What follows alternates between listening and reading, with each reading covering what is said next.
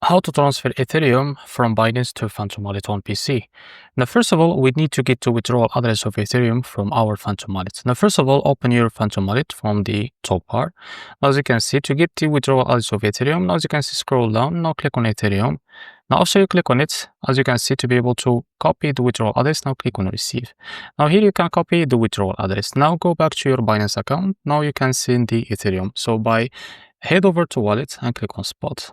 And after that, click on withdraw. And as you can see here in the search bar, you can search for ETH like that. Now, as you can see, after you find your token, now click on it. So here in the address, you can paste the withdrawal address that you copied from your Phantom Wallet. And here select the network as the Ethereum. After that, type the amount that you want to transfer like that.